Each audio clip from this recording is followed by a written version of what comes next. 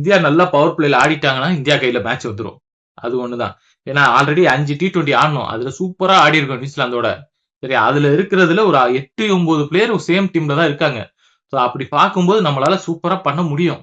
சரியா? வந்து களத்துல இறங்குங்க, சண்டை செய்யுங்க, வெற்றியை வாங்குங்க, போயிட்டே இருப்போம். ஏன்னா உங்களுக்கு இந்த மேட்ச்ல யார் வந்து நல்ல பேட்டிங் பண்ணுவாங்க? யார் வந்து 50 அடிப்பா இன்னைக்கு மேட்ச்ல? இந்தியன் பேட்டர்ஸ்ல யார் 50 அடிப்பாங்கறத கமெண்ட் பண்ணுங்க. சரியா? என்ன பொறுத்த வரைக்கும் இன்னைக்கு டாப் ஆர்டர்ல ஒரு 50 இருக்கு. சரியா? திலக் வர்மா ஒரு 50 போடுவாருன்னு ஒரு எதிர்பார்ப்பு இருக்கு. பார்க்கலாம். ஆனா உங்களுக்கு இந்த மேட்ச்ல யாரு 50 போடுவா? யார் பெஸ்டா பெர்ஃபார்ம் பண்ணுவா? இந்தியா கப் ஜெயிக்குமா ஜெயிக்காதா? அத மறக்காம கமெண்ட் பண்ணுங்க. நியூசிலாந்த பொறுத்த வரைக்கும் வந்து பாத்தீங்கன்னா ஐசிசி டோர்னமெண்ட்ல ரொம்ப காமா ஆடுறவங்க. நம்ம வந்து பாத்தீங்கன்னா கொஞ்சம் பிரஷர்ல ஆடுற பிளேயர் தான் நம்ம.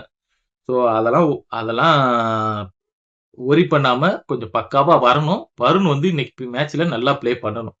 அவ்வளவுதான். அவரோட லைன்ல நின்று ஸ்டெம்ப்ல தான் வைக்கணும். எவனும் மடக்கி சிக்ஸ் அடிச்சாலும் என்ன பண்ணாலும் சரி அவரோட லைன்ல லென்த்தை மாத்தக்கூடாது. என்னைக்கு அவரோட லைன்ல லென்த்தை ஒயிட் லைன் பக்கம் ஆஃப் சைடு பக்கம் அங்கிட்டு இங்கிட்டு தூக்கி போட்டாரோ அன்னைக்கே முடிஞ்சு அவர் கதை. ஸ்டெம்ப் லைன்ல இருக்கிற வரைக்கும் தான் வருண் அடிக்கவே முடியாது. அவர் ஒரு சிக்ஸ் ஸ்டெம்ப் லைன்ல மாட்டினாலும் இன்னொரு சிக்ஸ் போல்ட் ஆகும், இல்லைன்னா கூட கிளம்பும். அவ்வளவுதான். அவர் இன்னைக்கு தரமா பண்ணுவாருன்னு எதிர்பார்ப்பு இருக்கு. பார்க்கலாம். சரியா? வீடியோ பிடிச்சிருந்தா லைக் அண்ட் சப்ஸ்கிரைப் மறக்காம பண்ணிருங்க ஃப்ரெண்ட்ஸ். கான்பிடண்டா இருங்க, நம்ம தான் ஜெயிக்க போறோம். இன்னைக்கிட்டே நமக்கு சந்தோஷமா தான் முடிய போகுது. சரியா? இந்த மாதிரி ஒரு ஆப்பர்ச்சுனிட்டி அமையாது. இதுக்கப்புறம் எந்த வேர்ல்டு கப்ல அமையும் தெரியாது. இதை நம்ம வந்து ஆப்பர்ச்சுனிட்டியை எடுத்துக்கணும், நம்ம கப் ஜெயிச்சுக்கணும். அவ்வளவுதான். இதுக்கப்புறம் அவங்க வேற வேற கண்ட்ரில போய் நம்ம போய் அங்க போய் ஜெயிப்போம் இங்க போய் ஜெயிப்போம்லாம் தேவையே கிடையாது. நம்ம இடத்துல நம்ம தான் ராஜான்னு காட்டிட்டணும். அவ்வளவுதான். சரியா கைஸ்? அதாவது வந்து பாத்தீங்கன்னா ஒரு சில இதுல சொல்றது பாத்தீங்கன்னா அபிஷேக் சர்மாவையும் அபிஷேக் சர்மா பதிலா ரிங்கு ஆடணும், வருணுக்கு பதிலா குல்தீப் ஆடணும்லாம் சொல்றாங்க.